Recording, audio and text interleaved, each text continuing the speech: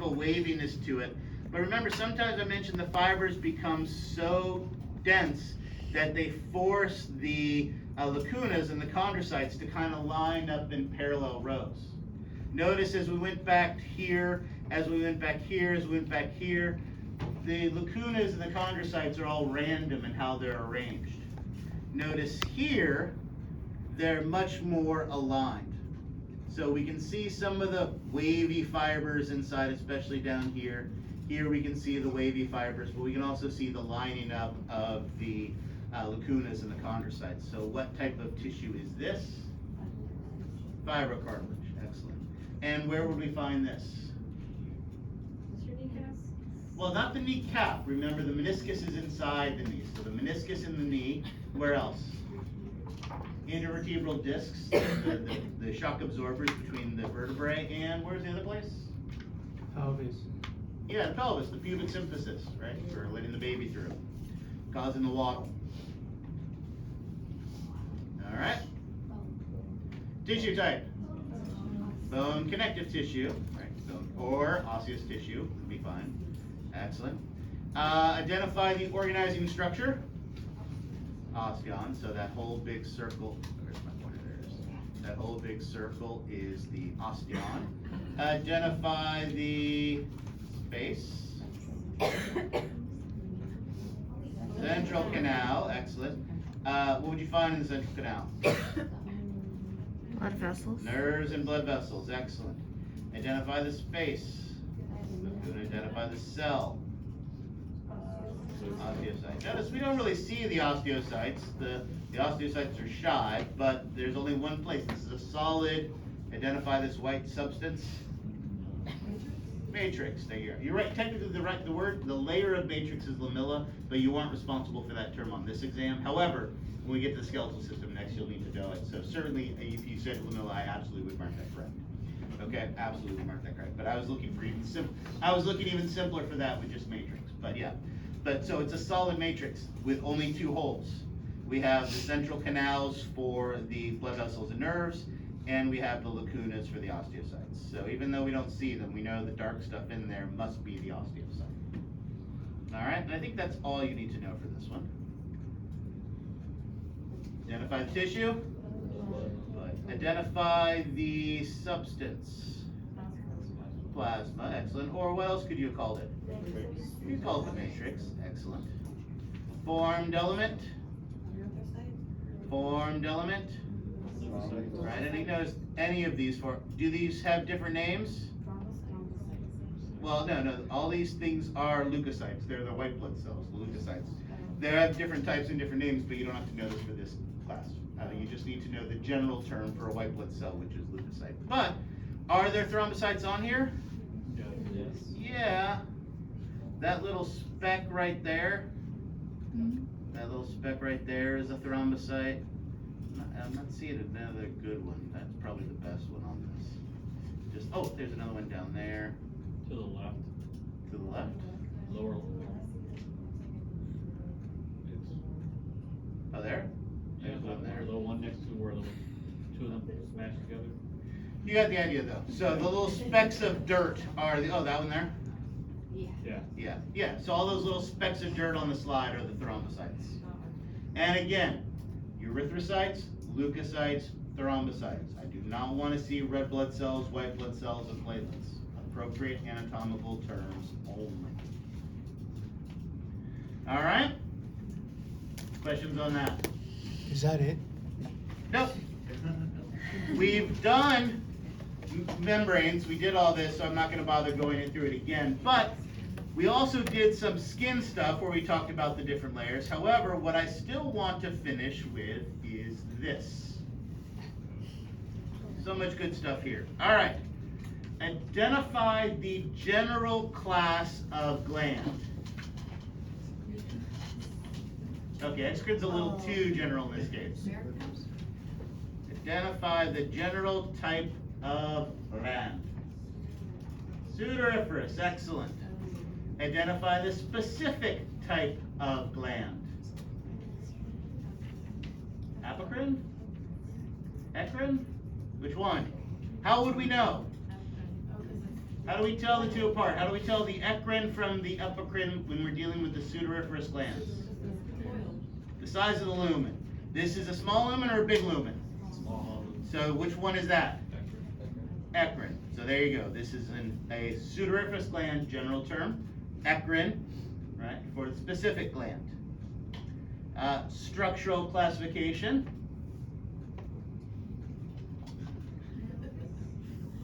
Structural.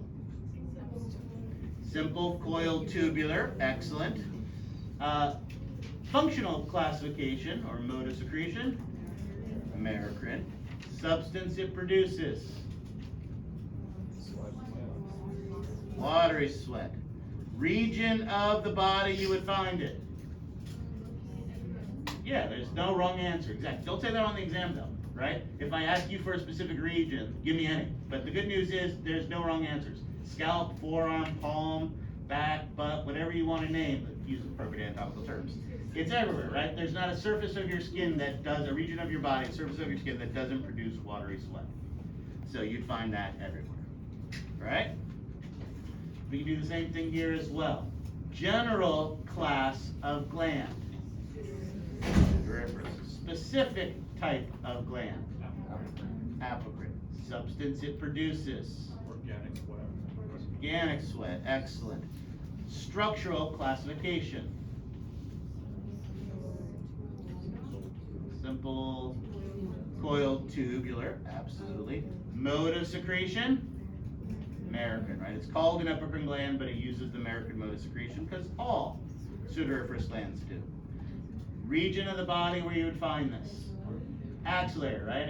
Anywhere associated with a secondary hair. So give me one of those regions. Buccal, thoracic, anogenital, axillary, all of those are locations where it's associated with that secondary hair. So much good stuff. All right, since we're working on glands, let's start there. Identify the gland. Sebaceous, excellent. How do you know? Yeah, it's like the big clouds, but unlike adipose, the nuclei are smack dab in the center.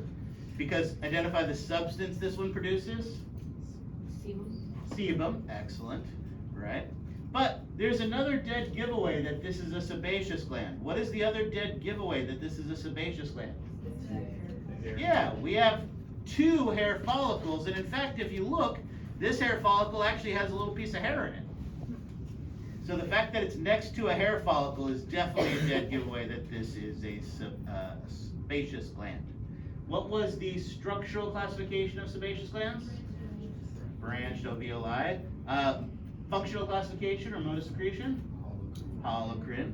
We already did substance it produced. Region of the body where you find this? Okay, so face is a good example, absolutely. Right? Where else? Scalp, right? Anywhere that has hair. So technically, any thin skin will have sebaceous glands on it. Yep, I'm gonna do that next. All right. I think that was everything for the gland, right? Excellent. So, as we mentioned, it is sitting next to a follicle. And let's start our way on the outside and work our way in. And notice there's this layer that's wrapping around it. Identify the layer. Dermal root sheath, excellent. What is this one? Internal? No, external. External root sheath. This light colored one? Internal root sheath. Those are the 3 layers that we can clearly see of the follicle. We do know, this particular slide doesn't show it, but we do know that between the dermal root sheath and the external epithelial root sheath can sometimes be an additional layer that we can see. What would that, the glassy membrane, right? So, which is really a fancy way of saying, what is the glassy membrane really? Yeah, it's the glue. What do we call the glue? Basal lamina. It's basal lamina or basement membrane, right? Sometimes it shows up. This particular picture, it doesn't show up, so that's why we kind of said 3.5, but we know where it would be. Now notice inside we have a hair, and while clearly we can't define the regions, let's pretend. What would the outermost part of the hair be? cuticle, and then deep to that would be and at the center would be the medulla. Clearly, we can't see that on this, but we have the nice models and stuff to show. All right, so perfect. We got the sebaceous and we got the follicle. Does that answer your question? Awesome. Notice if we look down at the other end of the hair, region of the hair we're looking at, bulb, excellent. Notice, layer of the hair.